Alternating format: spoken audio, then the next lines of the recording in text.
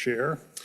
And now I'm happy to nominate Mr. Carrington to be our chair to carry us into the future, for the next year. So we have a nomination for Mr. Carrington. Is there a second? Second. We have a nomination for Mr. Carrington by Mr. Shepard and a second by Mr. Rosenberg. Are there any other nominations? Hearing none, just to confirm, Mr. Carrington, do you accept the nomination? I do. Ms. Alley, could you please call for the vote for the position of chair? Mr. Burkhart? Aye. Mr. Rosenberg? Aye. Mr. Carrington? Can I abstain? Mr. Shepard? Aye. Ms. Joseph? Aye. All right, the nomination passes. Our newly elected chair is Mr. Carrington. You can take it away from the rest of the meeting. All right.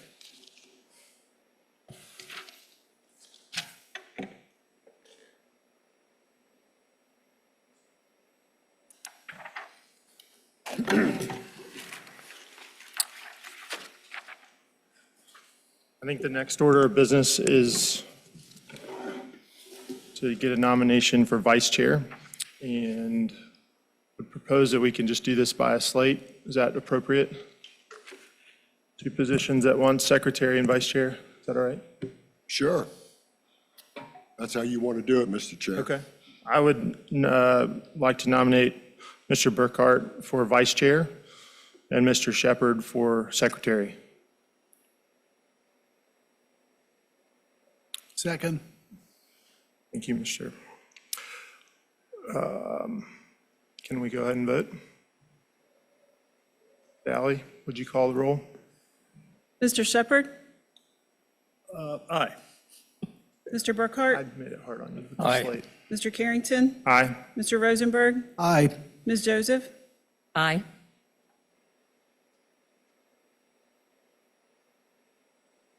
Is that me? Mr. Chair, now that you have the vote, why don't you announce what the vote was? for All the right, record? thank you, Mr. Rowling. So, Mr. Burkhart, thank you for serving as our vice chair. And Mr. Shepard, thank you for serving as our secretary.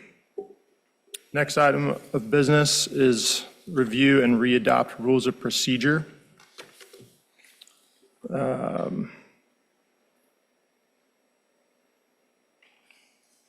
We need to review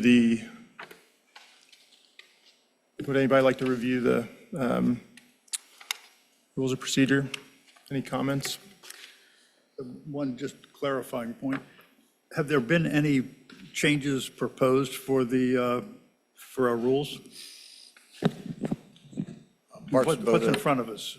Are there any changes from last year or proposals for amendments or changes? No, at this time, there's no current proposals. Staff is looking at some procedural changes, but I think we may hold off on those till later in the year as we weed through our new community development system adoption process as we're looking at procedures. So there's some deadline things that we may approach in the future, but currently, what you see in front of you as is, we're not proposing any changes at this time. Thank you. Mr. Carrington, I just wanted to point out a couple of things that when I was reading this last night and knew that it was going to rain today. It says that the chair or the vice chair and finds and declares the weather or other conditions that are such it is hazardous for BZA members. Just remember this, okay? To attend a regular meeting, that the meeting shall be continued at the next regular meeting date. So we do have the power to do something like that. Sure. I was just hoping someone would call me this morning and say, sorry, the county office building is closed. But that didn't happen. The other thing that's in here, something that we talked about a lot last time, is the motion for rehearing. What section, please? What page? It's on page 6. Thank you. And it's section J, motion for rehearing. Thanks. And I just wanted to remind us all that it's in here because I thought it was really interesting that the BZA itself really had to make the determination that they would rehear it too. So it's not just, at least I think that's the way I'm reading this, is that the applicant can't just come back in and say, I wanted this reheard, but it has to give reasons why, and we have to accept those reasons. I think I'm reading that right. Because that was a big deal to me. I had not realized that was even a possibility, that this body could rehear something that had made a decision upon. For your information, when you do that to the court, it's almost 99.9% of the time a complete waste of time, because the courts have long ago recognized when you get in that habit, it's a very bad habit to get into. Thank you. That's all, Mr. Carrington. I just thought it was interesting to go back through this again. And I can, if we need to move to make a motion that readopt these rules of procedures that have been presented by staff, I would move that we readopt these rules. Is there a second? I second that. Seconded by Mr. Shepherd. Valerie, would you please call the vote? Mr. Carrington? Aye. Mr. Rosenberg? Aye. Mr. Burkhart? Aye. Mr. Shepherd? Aye. Ms. Joseph? Aye. All right, our next order of business. Mr. Carrington, I'm going to Yes. be a stickler at the very Come on. start, and I won't do it anymore, I promise. Then just announce the motion. The motion passed. To adopt the rules of procedure passed. Okay, all right, thank you. Well, that motion to readopt the rules of procedure passes unanimously. Our next order of business is to review and adopt the 2024 meeting schedule, which, Mr. Chairman, yes, sir. I see that we are to meet on March 5th, and March 5th is also the day of Super Tuesday. I won't be here for that. Neither I don't will think I. Mr. Burkhart will be here for that, and I don't think we should have a BZA meeting on Election Day. So I would like that to move, I guess, 1 week into the future, yeah. I think our normal practice has been to push a week to the, is that right? Or to pull it a week earlier, later, okay. So that would put us at March 12th instead of March 5th. Madam Clerk, is that going to cause a problem? That will not cause a problem at this point unless we have received an appeal. We have received an appeal, so we may have to, I believe March 12th was still within our time frame to believe, but if I will double check that on, I can look while you guys are maybe still discussing and just double check it, but I'm fairly certain that that's the case. Thank you, Francis, that would be great. Assuming it's okay, then the intent is to adopt March 12, is that right? Tentatively, it's changed March 5th to March 12th. All right. The only other thing we'd have to look at is whether we can get Lane. I don't know if there's another reservation. That was really the principal reason for my question to you. Oh, I'm sorry. I thought you were talking about advertisement and No. legal obligations, but those we could meet. I'd have to check about the reservation for Lane as well. So staff, how would y'all propose we vote on a schedule having a tentative date? Just I would, Mr. Chairman, I would go ahead and set it for March 12, subject to the clerk notifying you that March 12 is not available. And then you might want to consider a backup date while everybody's here so we can get it out of the way. What would be a good backup date, Madam Clerk? Probably 241. But again, it'll just It'll depend just on depend. reservations across the board. Mhm. Well, okay. So you're saying if we couldn't get Lane, we could move to a different room We on the could same possibly date? move to another room. Would it be helpful for us to try and figure out another date? Or do you want to just stick with the 12th and try and make that work? Anything that's not our normal schedule is, we're going to have to shop around for other rooms. And I don't have access to that right now. But I can check on that. Why don't we just You know- make it you know subject what? to, why don't we make it subject to March 12th, subject to the clerk verifying that the room is available, and if not, that there's another room that's available for March 12, and she takes care of the advertising anyhow. That seems to do it. So we don't have to, so we can resolve this now. Sure. All right, any other comments or questions or conflicts?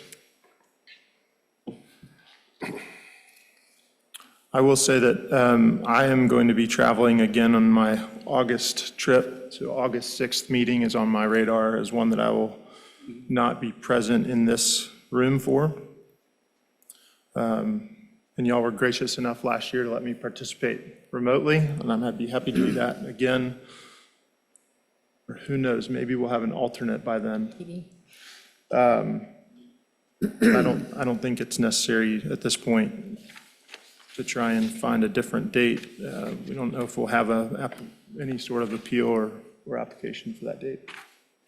I'd propose just keep that, but I wanted to let you guys know that I will not be in this room for that.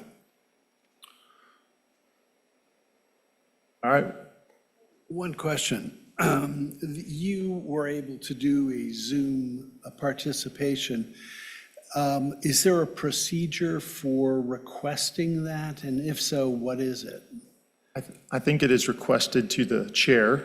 Okay. And perhaps in this instance, I think it would probably fall to the vice chair. Okay. And I recall there being a start to the meeting where I was listening in, but not actively on the board until I was voted in for that meeting in some form or fashion. Mr. Herrick, would you like to clarify? Number 7. So to follow along with Mr. Herrick, remote participation policy is number 7 in there.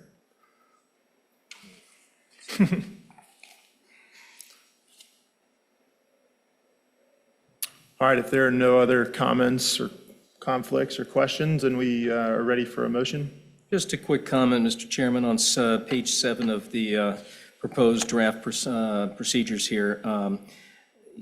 There is the remote participation policy already outlined for us. Yes, thank you.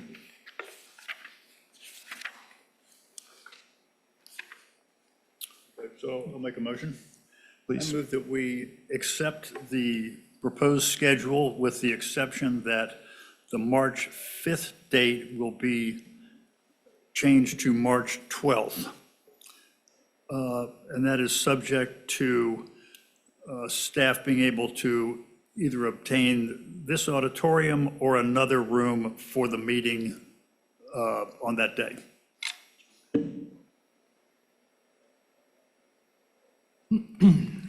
Is there a second? Second. I think that's fine. Motion made by Mr. Shepherd and a second by Mr. Burkhart. Sally, would you please call the roll?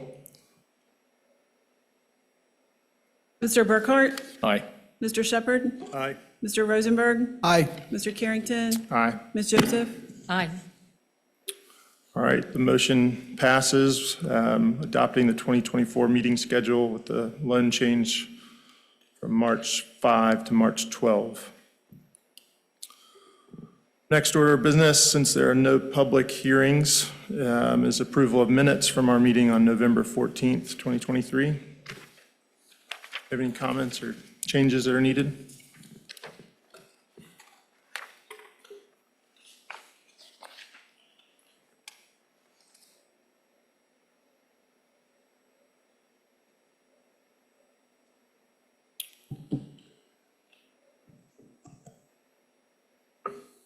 All right, hearing none, we'll be ready for a motion. I move we approve the minutes of November 14th, 2023. as submitted by staff.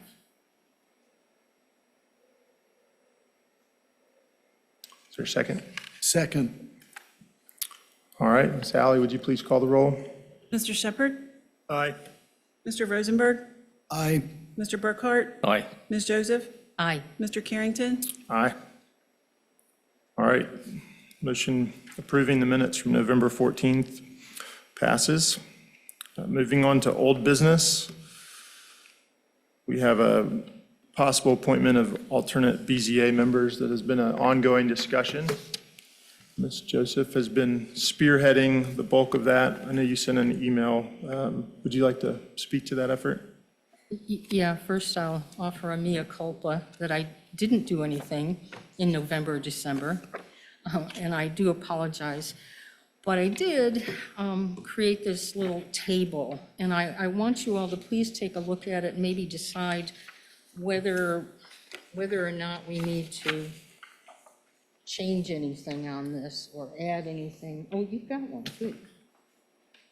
And these, I was not the author. I just put them in a table. The author is sitting next to me, Mr. Burkhart. So I thought they were great questions to ask, and these are what we will, when we make our phone calls, these are the questions so that there will be continuity between every person that we talk to.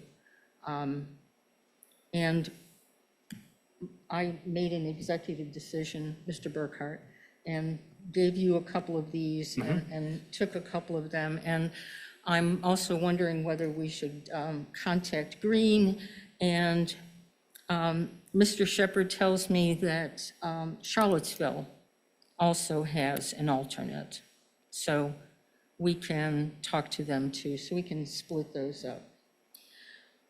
But timetable, I will ask staff, do we have anything coming up before us in February? No, March? possibly. Possibly. Okay, well, the question I have is if we come up, my partner here, Mr. Burkhart, and I come up with a letter that we'd like to present to the Board of Supervisors, is it possible for us to get this letter approved over email? Not official, and I don't like to see you do that as a matter of practice because it can lead to some very bad habits. But it doesn't seem to be, if that's the only way to do it, to have it be done quickly, go ahead and send it out. It's just public information, whenever you do it that way. Can I ask a question? I read over these questions, and they're fine, but they seem to be lacking one thing. You mentioned a few jurisdictions you were hoping to send this to. In the event that a jurisdiction has adopted this policy, how about a question that says, do you have any provision in your rules and regulations that governs the appointment and, use of alternates? So we can look, there's no need, if we decide to go ahead with this, and I don't know if that's been decided, no need to reinvent the wheel. And if, Fairfax County has a provision that they've run through their council and other means, it'd be nice to know what that language is. It would be easy. So just to add one more question, if you do have such a policy, are there rules and regulations governing that we could see? And I know that Prince William County has such a policy, their BZA. Good. Well, yeah, if we can find something that's good, why not use it if we decide to go down this road? So I would just add that. I just think the decision has already been made that we're going down the road. This was a matter of collecting information to present to the board. Right, but if this is, who knows what the board says too? They might say, Exactly. we don't want to spend $3,000 more. But if they do, to give them and Mr. Herrick and the planning staff at least a target of language, we don't want to create more work for them that's, draft a whole set of new rules, if good ones exist.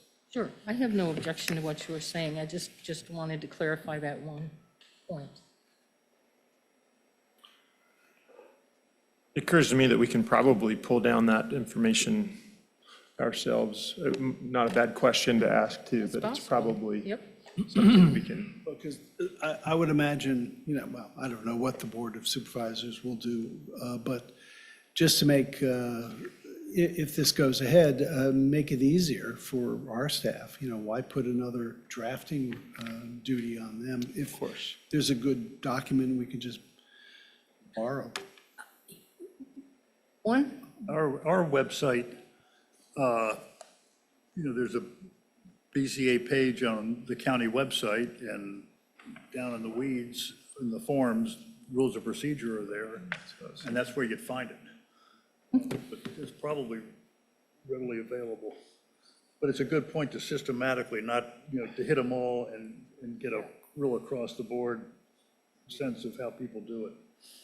I think it's a great point. Yeah, I just happened to pull the Fairfax counties. They do have on Article 1 membership, Section 2 alternates, and they list out the rights and privileges of the alternates are as follows. So it's stated in there. If that's desirable, I'm not saying it is, I haven't seen it, but why not just lift it? And then figure out the procedure for amending our own rules to incorporate it. Just the thought. sure, no, that's, over the years, that's how zoning ordinances are created. It's sort of, this looks good, it'll work here, so let's use it. Okay, well,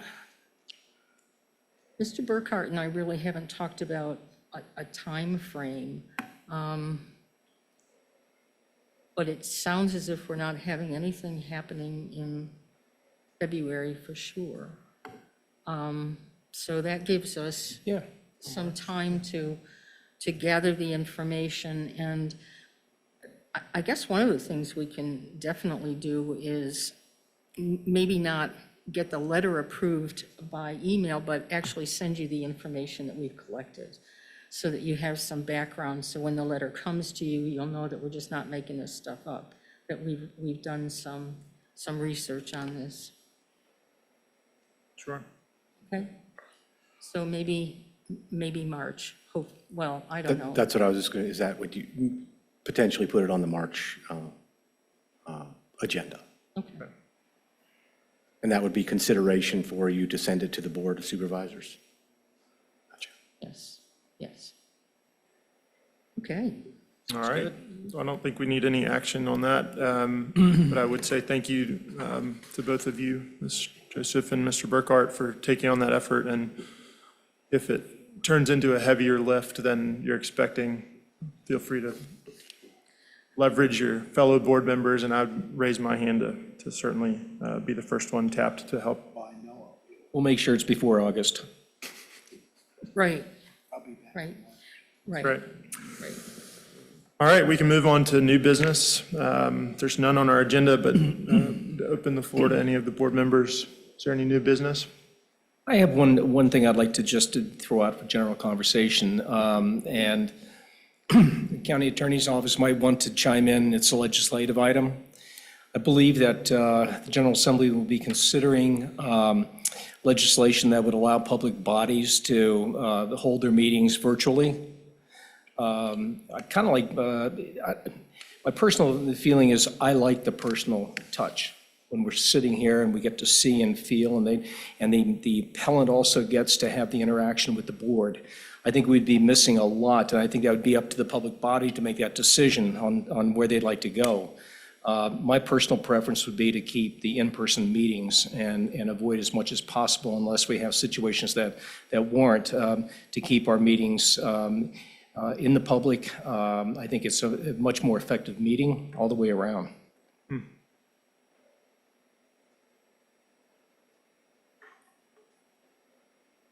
Mr. Burkhart, can you send us any information that you have on that? Is it, I'd have to Google it just like you would, to be honest, and I'd be happy to do that. But I remember I was sitting at the Legislative Priorities meeting, and that was discussed as something that I guess had not passed in the last assembly, and they want to move it forward this time.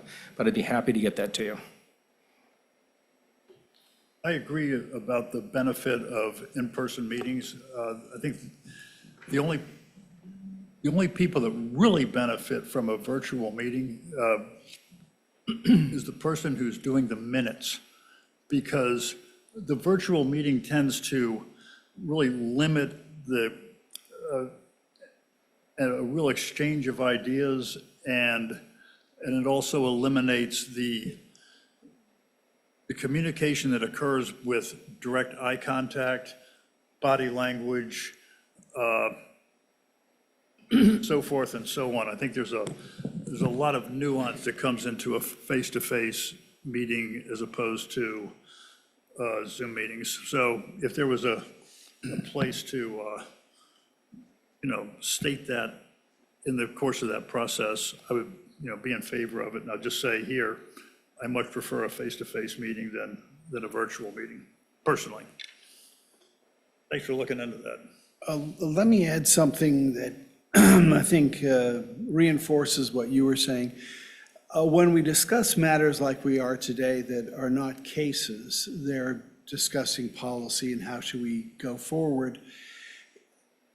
I think everything you said doesn't, with me, have as much force, because we could talk about whether there should be a new provision in the rules to govern something or other. But we're a quasi-judicial body when cases come to us. And, that's sort of a court, functioning as a court. And I think people who come before us are asking for a resolution. They've reached a conflict with the planning staff on some issue, and they want us to rule in kind of a court-like way. And I think all the things you were saying, I think, are meaningful to the applicant, especially if the applicant is denied, and so they feel they've gotten, they've had their fair share of being able to explain themselves and have a neutral decision maker say, we agree or we disagree with you. So if the authority to have virtual meetings does come about, I would like to continue to have cases done in the format we have today. And I'm not so strong, I don't have a strong feeling about, ruminations about, amendments to our rules. That could be done Zoom, or it could be done face-to-face. I'm ambivalent about that.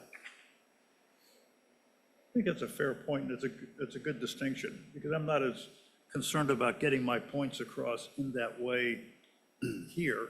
I think I can accomplish that on a Zoom meeting. It's a different, there's so much less at stake. Right. As you said, I think, interesting point. Thank you for making it. I don't know if people agree with me, but, my feeling is to the applicant in cases that they feel they get a fair hearing. Whether the outcome was favorable or unfavorable, that's part of, due process, I think. So in any case, I don't know how we'll go with this, and who knows whether the legislation will even pass. You know how many bills get submitted in the General Assembly that just sort of vanish into the ether? Okay, that's it. Yeah, I would just share that I agree with that notion, having been in the shoes of an appellant in a nearby jurisdiction, and that having taken place exclusively over Zoom, I felt like it was flippant and hollow in some way. And I agree, I think we should, particularly for appeals and variances, cases, probably yeah. be in person. That's my personal opinion. Good. that's an interesting point, honestly, because you do have that separation, right? When you're not really looking you in the face and telling you your reasons, is that it does place you apart from the appellant. So I get what you're saying. Though most of us would rather stay home in our jammies. But, it's just not professional. Well, if all of it is approving minutes or something, conducting some sort of business like that, Right. then perhaps it's okay. So, Right. any further comment? All right. Any other new business? None? To clarify, there's not going to be a meeting in February. February 6th. There are no items in the pipeline, so there will not be a February meeting. February 6th meeting? That's correct. This is kind of old business, but can you give us maybe an update on what's going on with the couple of issues that are going before Circuit Court? Has there been a date set for these, or no? No. So no. Justice moves slowly. Seeing Mr. Herrick shake his head no. No updates yet. Okay. It's going to take a while, wouldn't it, Archie? Is that correct, Mr. There's Mr. one Herrick? case, just one. Doing everything we can do to try and get you out of your chair, but you don't need to come. Any other new business? None? All right. If we're done with new business, we can ask for a motion for adjournment. I'll make that motion to adjourn the meeting of January 9th, 2024. Do I have a second? Second that? All right, motion to adjourn carries, and therefore this meeting is adjourned at 2:40 PM. Awesome job, Chairman.